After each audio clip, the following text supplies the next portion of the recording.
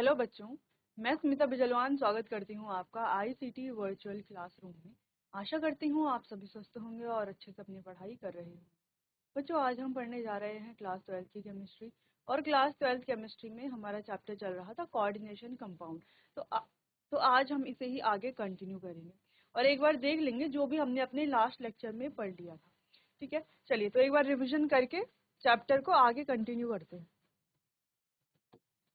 तो coordination compound में हम अभी तक जो है काफी सारे टॉपिक कवर कर चुके हैं। काफी सारे टॉपिक्स हमने अच्छे से समझ लिए थे विद एग्जांपल्स। ठीक है, तो बस अब हमारे चैप्टर में 2-3 टॉपिक ही बच जाते हैं, वो हमें करने हैं। उसके बाद हमारा चैप्टर कंप्लीट हो जाएगा, फिर हम इसके कुछ क्वेश्चन आंसर्स करेंगे। चलिए तो देख लीजिए जो भी जो टॉपिक हमने अपने लास्ट लेक्चर में कंप्लीट कर लिए थे। चलिए, तो कोऑर्डिनेशन कॉम्प्लेक्सेस में एक इम्पॉर्टेंट टॉपिक है कि उनकी नेमिंग कैसे की जाएगी। तो नेमिंग के सारे रूल्स हमने पढ़ लिए थे और काफी सारे कंपाउंड्स की हमने नेमिंग भी की थी। और नेमिंग के साथ साथ उनका ऑक्सीडेशन नंबर फाइंड करना है ना, इफेक्टिव एटॉमिक नंबर फाइंड करना, इसके अलावा कोऑर्डिनेशन नंबर फाइंड करना, ये सारे चीजें भी हमने देख ली थी और अच्छे से समझ ली थी। इनसे रिलेटेड क्वेश्चंस भी हमने कर लिए थे। ठीक है, फिर वर्नर्स थ्योरी पढ़ ली थी, उसके क्या पोस्टुलेट्स हैं वो पढ़ लिए थे। फिर डिमेरिट्स क्या है, पोस्टुलेट्स क्या है, इसके अलावा है ना ये सारी चीजें हमने कवर कर ली थी। फिर वैलेंस बॉन्ड थ्योरी क्या है, जो कि इम्पोर्टेंट हमने क्लास 11th में भी पढ़ी है। जब हम केमिकल बॉन्डिंग चैप्टर पढ़ रहे थे तो वहां पर क्लास 11th में। चलिए फिर हम इसके सेलिन फीचर्स क्या क्या है ये देख लिया था। कौन सी हाइब्रिडाइजेशन यहाँ पर होती है, जो हमारे कोऑर्डिनेशन कॉम्प्लेक्सेस होते हैं। तो ज्यादा थोड़ा बहुत ये सिमिलर है उससे, जैसे हम वीबीटी केमिकल बॉन्डिंग में जैसे हम देखते हैं, केमिकल बॉन्डिंग में जैसे हम हाइब्रिडाइजेशन देखते हैं, वैसे ही लगभग यहाँ पर भी है, लेकिन थोड़ा बहुत डिफरेंस तो है ही। ठीक है, तो चलो फिर कोऑर्डिनेशन नंबर जिसका 4 है उसकी 2 हाइब्रिडाइजेशन हो सकती है। तो आपको बहुत सोच समझ के जब भी आप हाइब्रिडाइजेशन फाइंड करोगे तो बहुत सोच समझ के आपको करना है, क्योंकि देखो अगर आपके पास कोऑर्डिनेशन नंबर 4 का कोई कंपाउंड है, यानी कि कोई कंपाउंड है जिसका कोऑर्डिनेशन नंबर 4 है, तो आप उसमें ऐसे तुक्का नहीं मार सकते हो कि sp3 हाइब्रिडाइजेशन होगी या dsp2 हाइब्रिडाइजेशन होगी, क्योंकि अगर आप काउंट करो तो दोनों में कोऑर्डिनेशन नंबर 4 ही है। ठीक है, और सिर्फ ऐसा नहीं कि हाइब्रिडाइजेशन में डिफरेंस है, ज्योमेट्री भी अगर आप देखो तो ज्योमेट्री में भी क्या है, बहुत ज्यादा डिफरेंस यहाँ पर है। ठीक है, तो आप जब भी कोऑर्डिनेशन कॉम्प्लेक्सेस का हाइब्रिडाइजेशन निकालोगे तो आपको बहुत ध्यान से निकालना है, बहुत ध्यान से देखना है। ठीक है, और बहुत ध्यान रखना है कि स्ट्रॉन्ग फील्ड लीगेंड क्या है, वीक फील्ड लीगेंड कौन सा है। ठीक है, कहाँ पर यहाँ पर जो है यहाँ पर एक्सेप्शन केस लगेगा, तो ये आपको ध्यान रखना है। इसके अलावा अगर हम कोऑर्डिनेशन नंबर 5 की बात करें तो देखो दिखने में आपको जो हाइब्रिडाइजेशन है वो सिमिलर लग रही होगी, है ना, आपको लग रही होगी सेम ही तो है, बस डी की पोजीशन चेंज है, लेकिन ऐसा नहीं है। यहाँ पर कौन सा डी यूज किया गया है, जो आउटर ऑर्बिटल वाला है, और यहाँ पर इनर वाला। ठीक है, तो जो इनर कॉम्प्लेक्स का डी है वो यहाँ पर यूज करा है हमने, और यहाँ पर आउटर वाला। इस वजह से अगर आप हाइब्रिडाइजेशन में देखो तो कितना डिफरेंस है, यहाँ पर है ट्राइगोनल बाइपिरामिडल, यहाँ पर है स्क्वायर पिरामिडल। ठीक है, तो इतना डिफरेंस यहाँ पर आ जाता है। लेकिन अगर हम कोऑर्डिनेशन नंबर 6 की बात करें तो यहाँ पर भी 2 हाइब्रिडाइजेशन होती हैं, sp3d2, यानी कि डी आप समझ सकते हो कि कौन सा वाला डी यूज हो रहा है, अभी तक तो आप इसके यूज टू हो चुके हो। और दूसरी है ये d2sp3, तो यहाँ पर जो D2 यूज है वो आप समझ सकते हो। लेकिन ये वाला इतना ज्यादा इम्पोर्टेंट हम इसीलिए नहीं कह रहे क्योंकि यहाँ पर जो ज्योमेट्री बनती है वो दोनों में सेम ही बनती है, ऑक्टाहेड्रल।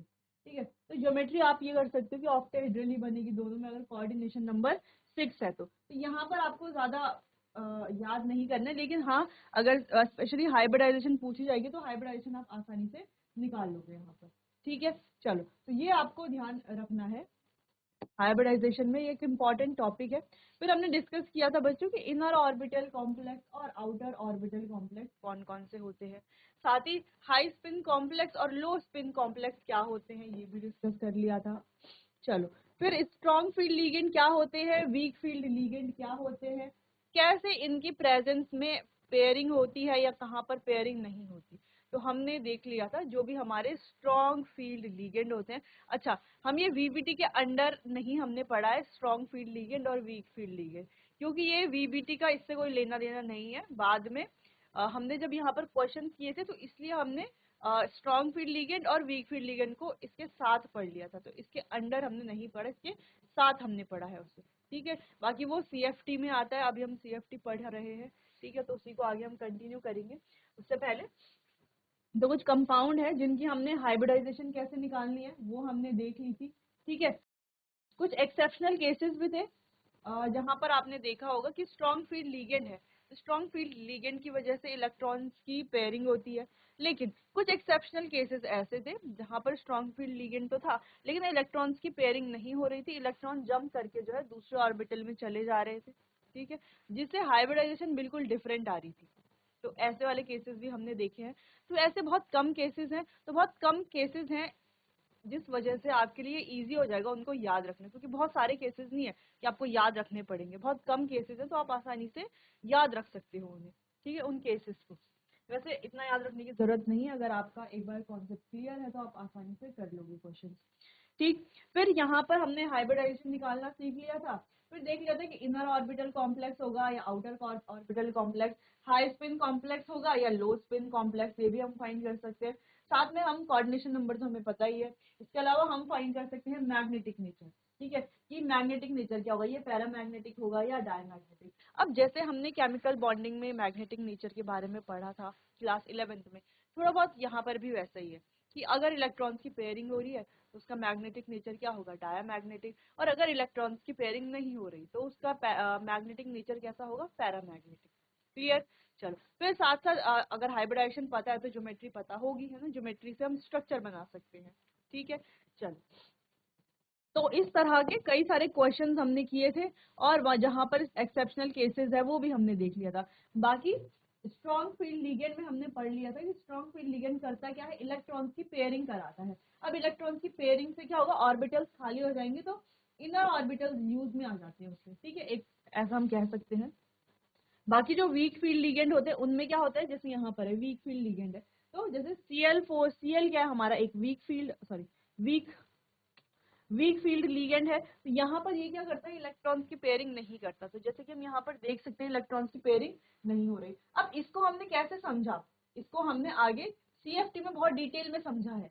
ठीक है, कि क्यों ऐसा होता है कि जो हमारे स्ट्रॉन्ग फील्ड लिगेंड है उनमें पेयरिंग होती है, क्योंकि यहाँ पर एनर्जी गैप क्या होता है, बहुत ज्यादा हो जाता है स्ट्रॉन्ग फील्ड लिगेंड में। ठीक है, स्ट्रॉन्ग फील्ड लिगेंड की वजह से जो एनर्जी गैप है ऑर्बिटल्स में, जब ऑर्बिटल्स स्प्लिट करते हैं तो एनर्जी गैप बहुत ज्यादा हो जाता है, जिस वजह से इलेक्ट्रॉन जो है ऊपर वाले जो ऑर्बिटल्स हैं, ठीक है, हायर एनर्जी वाले, उन पर जंप नहीं कर पाते और वो क्या करते, पेयरिंग वहां पर स्टार्ट हो जाती है।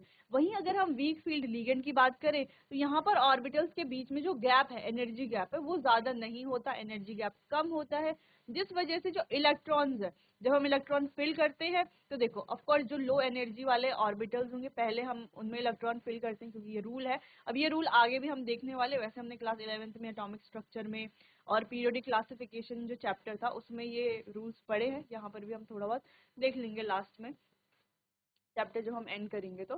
ठीक है, तो यहाँ पर वीक फील्ड लिगेंड में क्या होता है, एनर्जी गैप होता है कम। अब एनर्जी गैप कम होने की वजह से जब हम इलेक्ट्रॉन्स की फिलिंग करते हैं पहले तो हम लो एनर्जी वाले ऑर्बिटल्स में इलेक्ट्रॉन्स फिल करेंगे, उसके बाद जो है सीधा इलेक्ट्रॉन जो जंप करके हायर एनर्जी लेवल में चले जाएंगे, जिस वजह से यहाँ पर पेयरिंग नहीं होती। ठीक है, इलेक्ट्रॉन की पेयरिंग नहीं होती।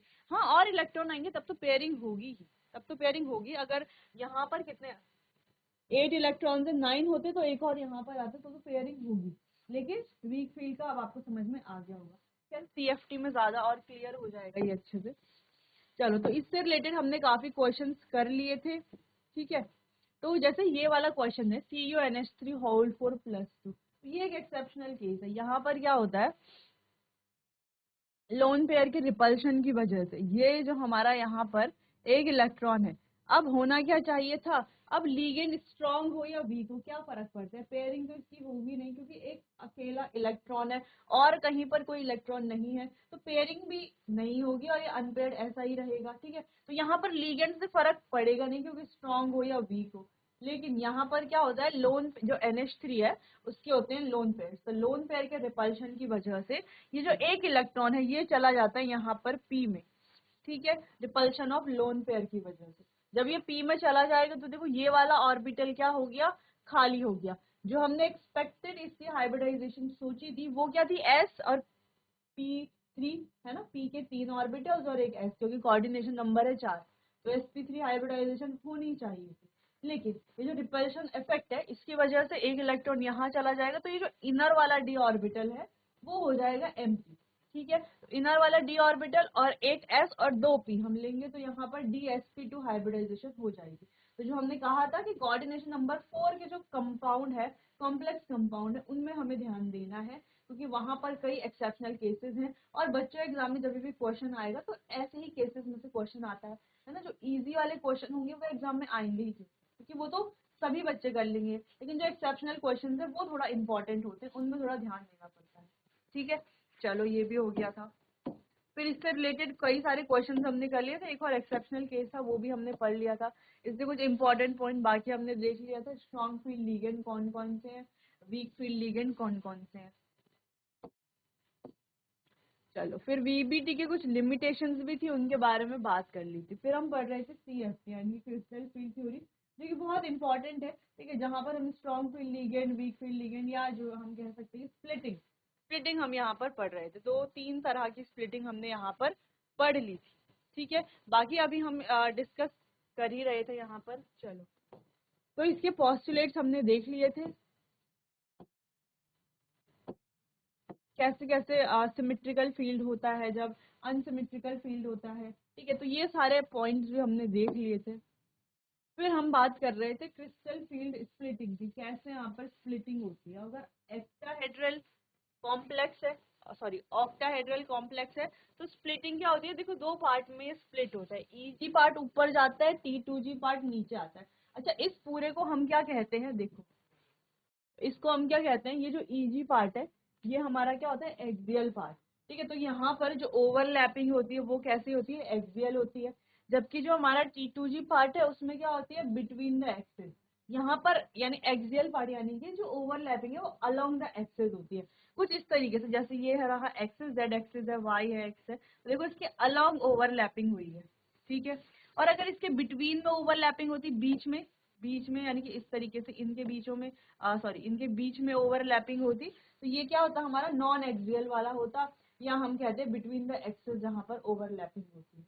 ठीक है, तो यहाँ पर 2 पार्ट में स्प्लिटिंग होती है, एक T2G और एक EG। T2G में dx² minus Y square dz² आता है EG में, और T2G में dxy माइनस dxy dyz और dzx आते हैं। ठीक है, बाकी एनर्जी गैप के बारे में हमने बात कर ली थी। अगर ये यहाँ से यहाँ तक टोटल कितना है, 10 dq है। ठीक है, तो यहाँ पर कितना है, 6 dq, और यहाँ पर कितना है, 4 dq। क्लियर। चलो, बाकी स्प्लिटिंग को हमने बहुत अच्छे से समझा था कि सबसे पहले ये हमारे ऑर्बिटल्स हैं, ये कैसे हैं, अभी डीजनरेट है। ठीक है, ऐसे ही ये जनरेट नहीं होते जब यहाँ पर रिपल्शन होता है, और देखना पड़ता है रिपल्शन किस में ज्यादा हो रहा है, एक्सियल में या नॉन एक्सियल में, उसके अकॉर्डिंग ही स्प्लिटिंग होती है। ठीक है, पहले तो सबकी एनर्जी बढ़ती है, जिससे कि ये आ गया हमारा बेरी सेंटर, जिसको हम मेन एनर्जी लेवल कहते हैं। ठीक है, मेन एनर्जी लेवल के बाद होता है रियल जो क्रिस्टल फील्ड स्प्लिटिंग है, तो ये 2 पार्ट्स में स्प्लिट हो जाएगा, EG और T2G। अब आप गैप देख सकते हो कितना कितना दोनों में है, इसमें 3/5, इसमें 2/5, यानी कि टोटल 6 dq, इसमें 4 dq। ठीक है, इस तरीके से इलेक्ट्रॉन्स फिल कैसे करेंगे हम, देखो ये लोअर एनर्जी लेवल्स है, ये हायर एनर्जी लेवल्स है, यानी कि जब ये स्प्लिट होते हैं तो कुछ एनर्जी लेवल जो है उनकी एनर्जी जो है वो कम हो जाती है, कुछ की ज्यादा हो जाती है, जिनकी कम होती है वो नीचे आ गए, जिनकी ज्यादा है वो ऊपर आ गए। ठीक है, तो जब हम इलेक्ट्रॉन्स की फिलिंग करेंगे, फिलिंग कहाँ से स्टार्ट करेंगे, जो हमारे लोअर एनर्जी लेवल है। फिर टेट्राहेड्रल कॉम्प्लेक्स की बात कर ली थी। टेट्राहेड्रल कॉम्प्लेक्स में क्या होता है कि जो स्प्लिटिंग होगी, ये देखो अब ब्लू वाला आपको देखना है ध्यान से, तो कैसी हो रही है स्प्लिटिंग, बिटवीन द एक्सिस। ठीक है, तो नॉन एक्सियल भी बोला जाता है, नॉन एक्सियल सेट भी हम कह सकते हैं, जो कि है हमारा T2G। तो सेम यहाँ पर भी डीजनरेटेड ऑर्बिटल है, किसी कोई इलेक्ट्रिक फील्ड हम जब इसको देते हैं, किसी इलेक्ट्रिक फील्ड की प्रेजेंस में ये क्या करता है, पहले तो सबकी एनर्जी इंक्रीज होती है, जिसको हम बेरी सेंटर कहते हैं, स्पेलिंग आप सही कर लेना, बेरी सेंटर, जिसको हम मीन एनर्जी लेवल कहते हैं,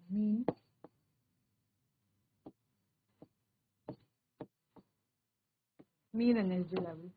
ठीक है, तो यहाँ पर अगर आप देखोगे तो एनर्जी किसकी इंक्रीज हो रही है ज्यादा, T2G की, फिर Eg की नीचे। ठीक है, चलो क्लियर है इतना। फिर हमने बात की थी कि स्प्लिटिंग कैसे होगी स्क्वायर प्लेनर में। स्क्वायर प्लेनर में स्प्लिटिंग थोड़ा सा डिफरेंट है। देखो यहाँ तक तो आपको लगेगा जैसे ऑक्टाहेड्रल कॉम्प्लेक्स में होती है Eg और T2G, ठीक है। उसके बाद जो हमारा dx स्क्वायर है वो ऊपर जाता है, उसकी एनर्जी ज्यादा होती है, फिर dxy की एनर्जी, फिर dz स्क्वायर की, फिर इन दोनों की एनर्जी लगभग बराबर होती है, इसलिए दोनों साथ में लिखे जाते हैं। तो इस तरीके से स्क्वायर प्लेनर की एनर्जी सॉरी स्प्लिटिंग होती है। क्लियर है इतना, चलो इसे आप एक बार देख लो।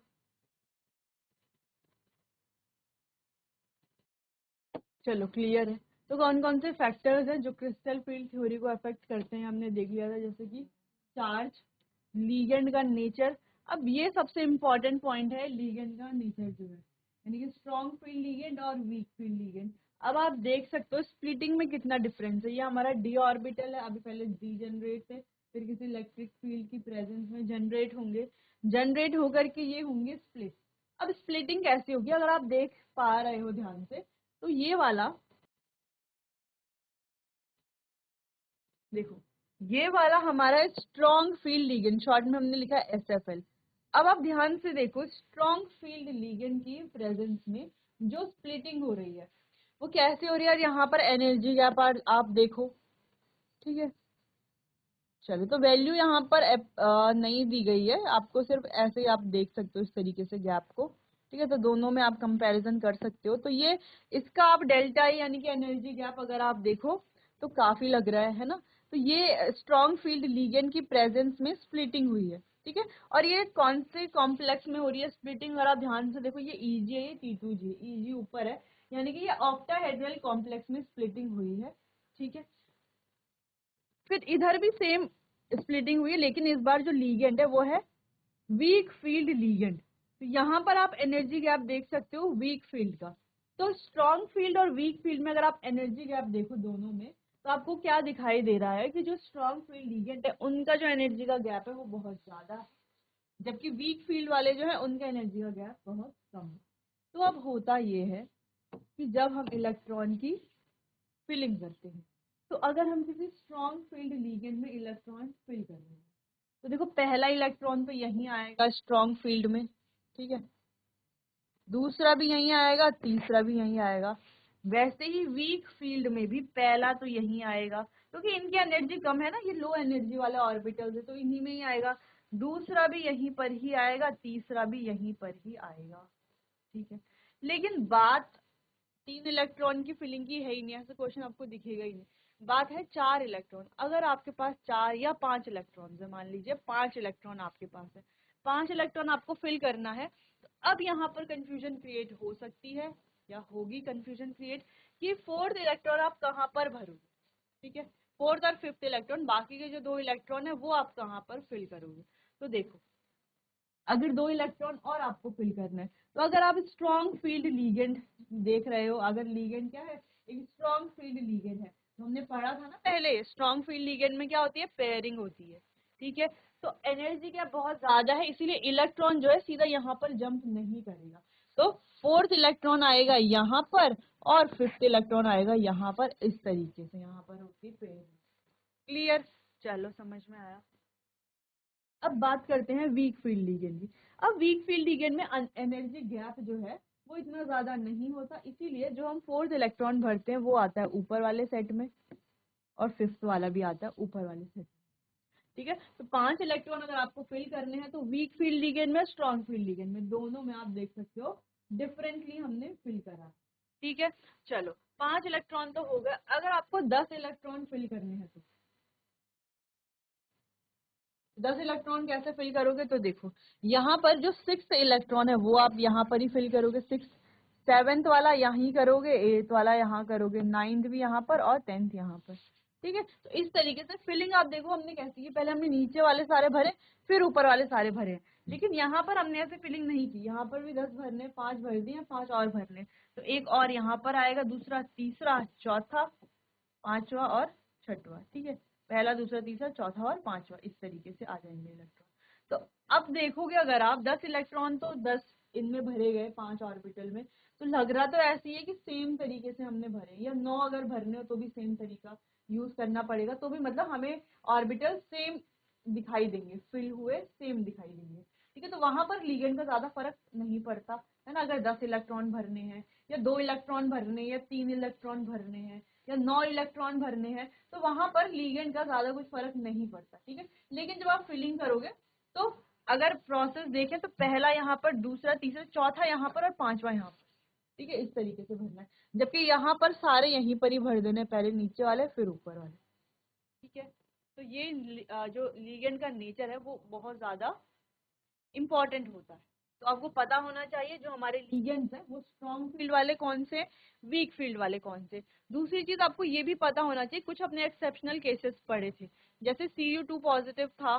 ठीक है, CO2 पॉजिटिव था, यहाँ पर कोई भी लिगेंड जो है वो कैसा एक्ट करेगा, हमेशा स्ट्रॉन्ग फील्ड की तरह एक्ट करेगा। या ऑक्सीजन डोनर जो है उनके साथ लिगेंड कैसा एक्ट करेगा। तो ये बहुत इंपॉर्टेंट पॉइंट्स कुछ थे जो हमने पढ़ लिए थे अपने लास्ट लेक्चर में। ठीक है, चलो पहले फिलहाल आप इतना देख लो। चलिए, तो इतना आप समझ गए हो लिगेंड का नेचर कैसे जो है इफेक्ट करता है कोऑर्डिनेशन कॉम्प्लेक्सेस में, स्प्लिटिंग में। बाकी जेड इफेक्टिव भी क्या करता है, सेंट्रल मेटल एटम में अगर जेड इफेक्टिव ज्यादा है तो क्रिस्टल फील्ड स्प्लिटिंग भी क्या होगी, ज्यादा होगी। ठीक है, जेड इफेक्टिव कम है तो क्रिस्टल फील्ड स्प्लिटिंग एनर्जी भी कम होगी। ठीक है, चलो फिर कॉम्प्लेक्स की ज्योमेट्री भी हमने देख ली थी, और कैसे हम फाइंड करेंगे ये भी हमने देख लिया। तो इसके लिए स्पेशल हमने फॉर्मूला देखा था, और कैसे भी आप आसानी से निकाल सकते हो। देखो तीनों ये हमारे कॉम्प्लेक्स हैं, स्क्वायर प्लेनर, ऑक्टाहेड्रल और टेट्राहेड्रल। तो कौन कौन से जो ऑर्बिटल्स हैं जो रिपल्शन करते, तो यहाँ पे dx² y² है मेन, इसकी एनर्जी ज्यादा होती है। यहाँ पर 2 है और यहाँ पर 3 है। तो यहाँ पर 1 है 4 में से, यहाँ पर 2 है 6 में से, और यहाँ पर भी 3 है, टोटल 4 में से। तो किस तरीके से आप इसको लिखते हो, तो मान लो आपको दिखाना है स्क्वायर प्लेनर और टेट्राहेड्रल का। ठीक है, तो देखो ये है स्क्वायर प्लेनर, ये रहा, और ये है टेट्राहेड्रल। तो स्क्वायर प्लेनर को आप क्या लिख सकते हो, 1/4 sp डेल्टा sp। ठीक है, जैसे यहाँ पर लिखा गया इज इक्वल्स टू, बाकी दूसरा क्या हमारा टेट्राहेड्रल 3/4 टेट्राहेड्रल यानी कि डेल्टा टी।